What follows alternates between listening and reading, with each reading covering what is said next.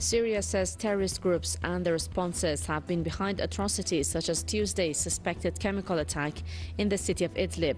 Syrian Deputy Foreign Minister Faisal Miqdad says that weeks ago, Damascus provided the UN with evidence which showed al-Nusra Front terrorists had brought toxic gas into the country. The US, the UK and France postponed a vote on a UN Security Council resolution which demands an investigation into Tuesday's suspected chemical attack in Syria. They say their decision was taken in order to allow time for negotiations with Russia. The vote could be held as early as Thursday. UN rapporteurs have warned Saudi Arabia against going ahead with a plan to demolish an entire neighborhood inhabited by the kingdom's Shia Muslim minority. The experts have urged Riyadh to hold forced evictions and stop demolition operations in the historic neighborhood of Musawwara in the eastern province of Qatif. The UN Human Rights Chief has criticized US President Donald Trump's support of torture in interrogations. Zaid Ra'ad al-Hussein described Trump's position on torture and the prospect of reviving the practice in the US as, quote, profoundly unsettling. Before the election, Zaid had said Trump's communication tactics resembled Daesh propaganda. Female protesters in war-torn Yemen have staged a rally outside the UN mission in the capital Sana'a.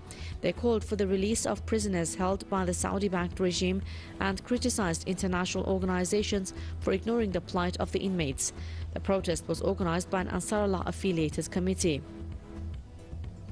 Iraqi forces have liberated a neighborhood in western Mosul from the Daesh terrorist group. The army says 60 terrorists have been killed in separate attacks by Iraqi forces. The Air Force has also dropped thousands of leaflets warning of air raids in the near future against Daesh positions in the area. 5 Saudi soldiers have been killed in retaliatory attacks by Yemeni snipers inside the kingdom's territory. According to Yemeni media, the soldiers were targeted in the provinces of Jizan and Asir. The latest fatalities bring to 12 the number of Saudi soldiers killed by Yemeni snipers in April alone. Israel's Knesset approves a controversial bill to speed up the process of demolishing Palestinian homes.